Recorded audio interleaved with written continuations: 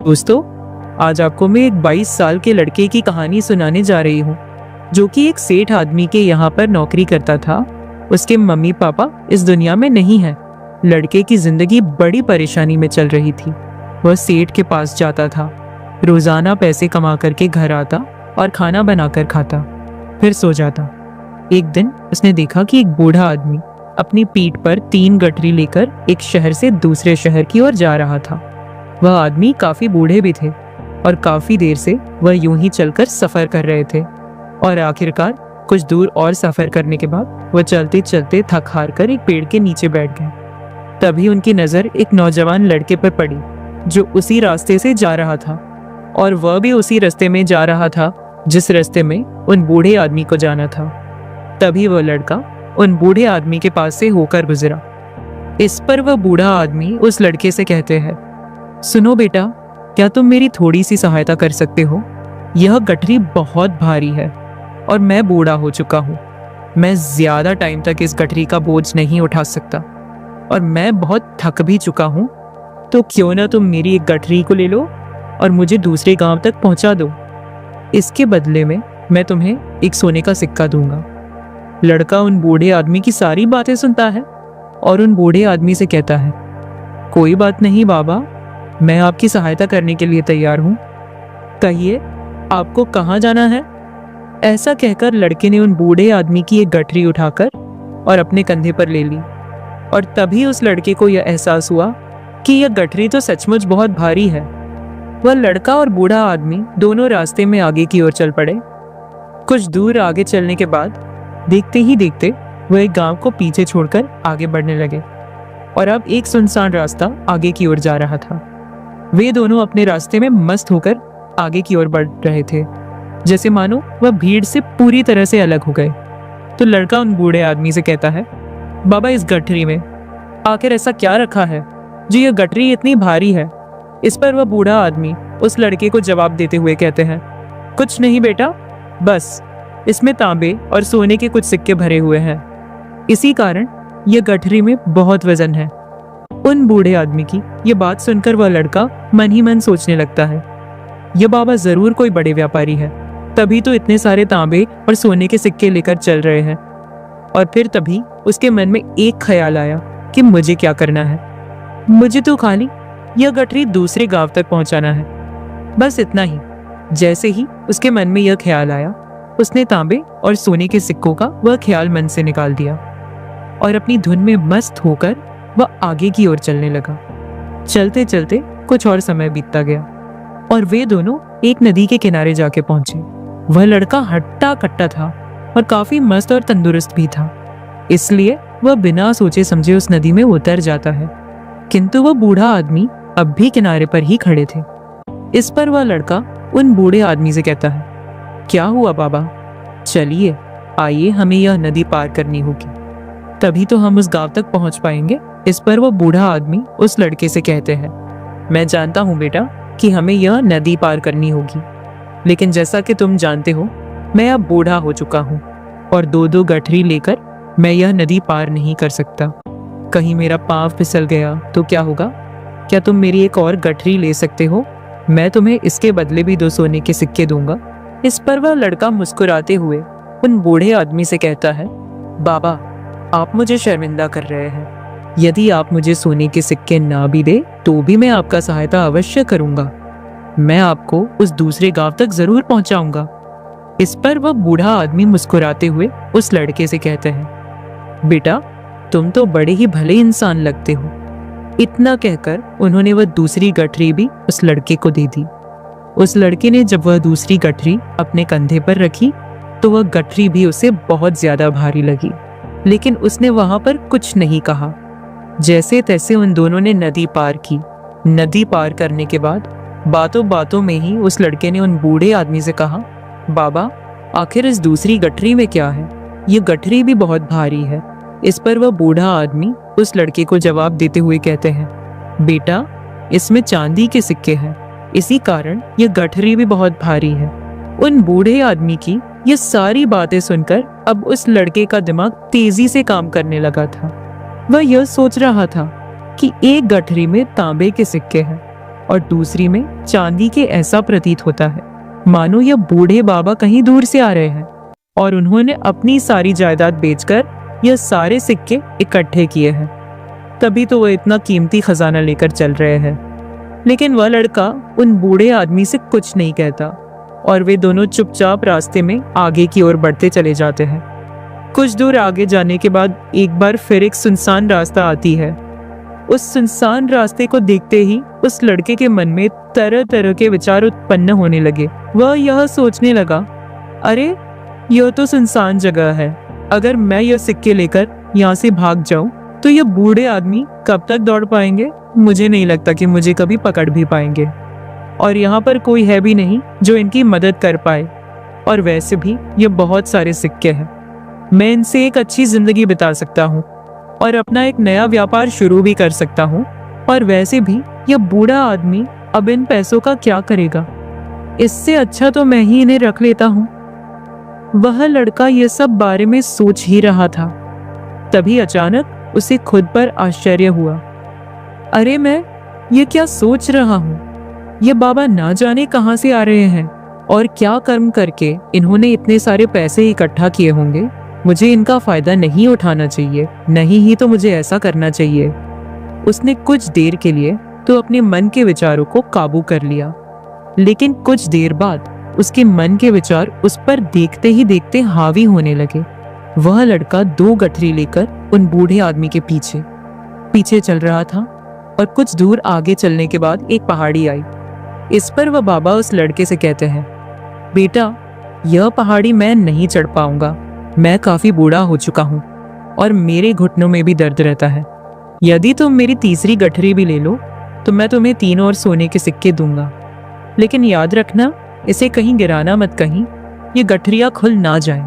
इस पर वह लड़का उन बूढ़े आदमी से कहता है, क्यों बाबा, आखिर इसमें ऐसा क्या है? इस पर वो बूढ़ा आदमी उस लड़के से कहते हैं, बेटा इसमें सोने के सिक्के हैं। यह सुनकर वह लड़का मन ही मन बहुत खुश हुआ। उसने चुपचाप वह गठरी भी उन बूढ़े आदमी से ले ली और देखते ही देखते वे दोनों रास्ते में आगे की ओर बढ़ने लगे। अब वह बूढ़ा आदमी बिना कोई वजन लिए हुए आराम से पहाड़ की चढ़ाई पर चढ़ रहे थे, किंतु वह लड़का जो पीछे था वह वजन के कारण बहुत धीरे धीरे चल पा रहा था। लेकिन जब से उसने सोने का नाम सुना था उसका मन तो छलांग मार रहा था। वह मन ही मन सोच रहा था, अगर मुझे यह सारा खजाना मिल जाए तो मेरा पूरा जीवन तो आराम से कट जाएगा। वैसे भी ये बाबा तो बूढ़े हो चुके हैं, भला इन्हें इतने पैसों की क्या जरूरत है? इनका जीवन तो वैसे भी कट चुका है। मैं ये काम करता हूँ, ये सारे पैसे लेकर यहाँ से भाग जाता हूँ। लड़के के मन में अनगिनत सवाल उठ रहे थे। लड़के का मन अब उसकी बुद्धि पर पूरी तरह से हावी हो चुका था और उस लड़के का मन अपनी बात को सही साबित करने के लिए उससे कुछ भी कह रहा था। और तभी उस लड़के के मन में एक और विचार उत्पन्न हुआ और अब की बार वह लड़का यह सोच रहा था, लगता है यह बूढ़े बाबा कोई चोर तो नहीं है, वरना इनके पास इतने सारे स्वर्ण मुद्राएं कहाँ से आएंगे?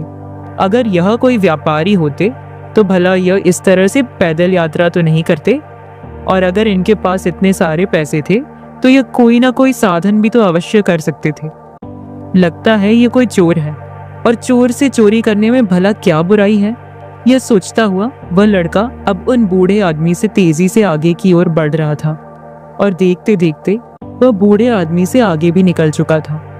और वह यह सोच रहा था कि जैसे ही इस पहाड़ की ढलान आएगी मैं 3 गठरियां लेकर भाग जाऊंगा। इससे यह सारे पैसे मेरे हो जाएंगे और मेरी गरीबी भी हमेशा हमेशा के लिए दूर हो जाएगी। मैं जो चाहूंगा मैं वो कर पाऊंगा, मेरे पास बहुत सारा पैसा होगा। और देखते देखते वह दोनों पहाड़ की चोटी पर पहुंच गए और अब ढलान का रास्ता शुरू होने वाला था। तभी वह लड़का उन बूढ़े आदमी से नजरें बचाकर वह 3 गठरियां लेकर भागता हुआ आगे बढ़ गया। अब उसे अपना शरीर बहुत हल्का महसूस हो रहा था, मानो उसे उन 3 गठरी का वजन तक ना मालूम पड़ रहा हो। काफी दूर दौड़ते दौड़ते किसी तरह से वह अपने आप को बचते बचाते अपने घर पहुंचा। उसकी खुशी का कोई ठिकाना नहीं था। उसने सोचा, क्यों ना मैं जल्दी जल्दी इन गठरिया में से वह सारे पैसे निकाल लूं।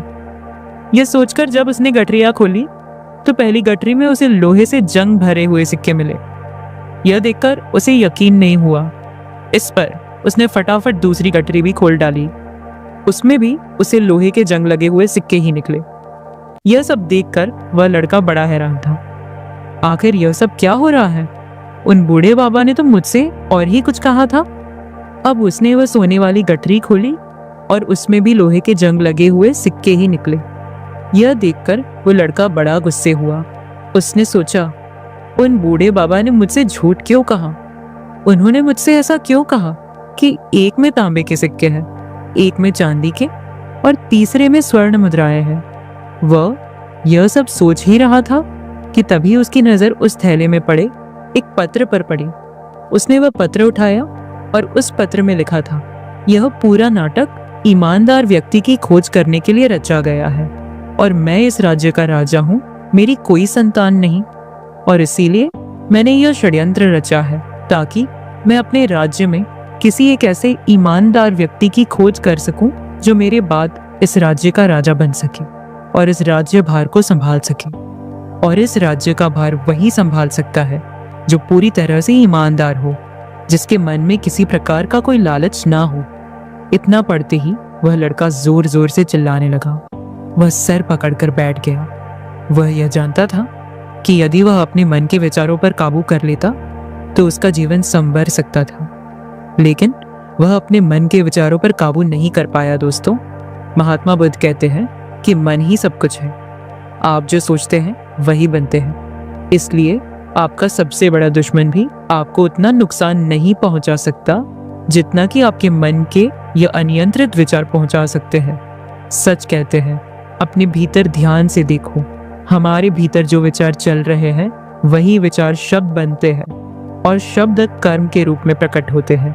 बार बार दोहराने पर कर्म बर्ताव में बदलता है और धीरे धीरे समय के साथ बर्ताव चरित्र में परिवर्तित हो जाता है और यही चरित्र हमारे भाग्य का निर्माण भी करता है। इसलिए हमें हमेशा अपने विचारों के प्रति सजग होना बहुत आवश्यक है। हमें जागरूक होना बहुत आवश्यक है। हमें यह जानना जरूरी है कि हमारे मन में किस प्रकार के विचार आ रहे हैं। कमजोरी हमेशा छोटे विचार से शुरू होती है। यह एक बीज के रूप में होती है और यदि इस बीज को नष्ट न किया जाए तो यह छोटा सा विचार बहुत जल्द ही एक विशाल वृक्ष का रूप ले लेता है और हमारी बुद्धि की सोचने और समझने की क्षमता को पूरी तरह से नष्ट कर देता है। जिस प्रकार आपने इस कहानी में देखा किस प्रकार उस जवान लड़के का मन उस पर हावी हो चुका था और उसकी सही और गलत सोचने की क्षमता पूरी तरह से नष्ट हो चुकी थी, जिस कारण वह यह समझ नहीं पाया कि उसे क्या करना चाहिए और उसके लालच ने उसके भीतर इतनी ऊर्जा भर दी कि वह तीनों गठरी उठाकर इतनी तेजी से वहां से भागता आगे भी बढ़ गया। इसीलिए जब आपके मन में पहली बार कोई गलत विचार उत्पन्न हो तभी उसे जड़ से उखाड़ देना चाहिए, अन्यथा वह विशाल वृक्ष का रूप लेगा और आपको किसी न किसी गलत राह पर वह धकेल ही देगा है। आप चाहकर भी उसे रोक नहीं पाएंगे। लेकिन अब आपके मन में यह प्रश्न उठ रहा होगा कि हम भला अपने मन के विचारों को कैसे नियंत्रित करें। हमारा मन तो इतना चंचल है, वह इतना शक्तिशाली है कि वह हम पर हावी हो ही जाता है। हम चाहकर भी उस पर नियंत्रण नहीं कर पाते। इसका जवाब में हमें दो बातें समझनी चाहिए। पहली बात, सही इरादा विकसित करो। कई बार आपने देखा होगा कि आपके मन में कुछ और होता है किंतु आप कहते कुछ और है, क्योंकि आपके मन के भीतर जो कुछ बसा है वही आपके मुख से बाहर भी निकल रहा है। लेकिन जब हमसे वह गलती हो जाती है तो उसके बाद हमारा मस्तिष्क अच्छी तरह से काम करना शुरू कर देता है।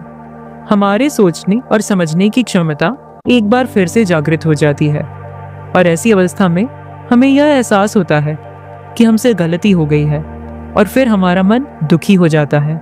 हमारा मन अफसोस से भर जाता है और इस भारीपन और दुख से बचने के लिए हमें सही इरादा विकसित करने के लिए कहते हैं। इसके लिए जब भी आप कोई कार्य करने जा रहे हो तो सबसे पहले आपको को यह खुद से पूछना चाहिए कि जो कुछ भी मैं करने जा रहा हूँ इसके पीछे मेरा इरादा क्या है। क्या मैं दूसरों को दुख पहुँचाना चाहता हूँ या दूसरों को नीचा दिखाने जा रहा हूँ या मुझे खुद को ऊपर उठाना है। खुद से सवाल कीजिए, खुद को जागृत कीजिए। जब आप इरादों के प्रति सचेत होने लगेंगे, जब आप विचारों के प्रति सजग होने लगेंगे, तभी आपके भीतर सकारात्मक ऊर्जा का प्रवाह होगा। तभी आप सकारात्मक इरादों से जुड़ने लगेंगे और आपके मन के भीतर बसी हुई नकारात्मक ऊर्जा और नकारात्मक इरादे दिन ब दिन कम होने लगेंगे। परंतु याद रहे, आपको यह हर रोज करना होगा और आपको यह हमेशा ध्यान रखना होगा कि आपको केवल अच्छा सोचना है। आपके इरादे हमेशा अच्छे होने चाहिए, तभी आप दुख और तकलीफों से बच सकते हैं। अन्यथा आप इसी तरह से दुख और तकलीफों में घिरे ही रहेंगे और आप कभी इससे निकल नहीं पाएंगे। दूसरी बात, मन के प्रति सजगता विकसित करो, जिससे आपका मन देखता देखते शांत होगा और आपके मन के भीतर बसी हुई वह नकारात्मक ऊर्जा, नकारात्मक विचार खत्म होने लगेंगे और आप शांति की ओर आगे बढ़ेंगे। और आपको इसके लिए बस इतना ही करना है कि इस पल में जो कुछ भी हो रहा है आपकी आंखों के सामने, आपके भीतर जो कुछ भी जैसा चल रहा है, बस उसे देखते रहना है। अपने मन के अच्छे बुरे विचार, अपनी भावनाएं और अपनी यादों पर बिना प्रतिक्रिया दिए उन्हें केवल देखते रहना है, जिससे आप मन के सारे विचार देखते ही खत्म होने लगेंगे। आपका मन खाली होने लगेगा और आप नकारात्मक विचारों से ना सोच से बच सकते हैं और आप इन दुख और तकलीफों से भी दूर रह सकते हैं। इसीलिए स्वयं को देखना है, वही सबसे बड़ा तपस्वी है। अर्थात जो अपने मन में चल रहे उन विचारों को बिना प्रतिक्रिया दिए हुए केवल देखता है और उन पर कोई भी प्रतिक्रिया नहीं करता, बस उन्हें देखता और समझता है। वास्तविकता में वही मन पर नियंत्रण भी कर सकता है और वही अपना जीवन सुखी और खुशहाली तौर पर जी सकता है।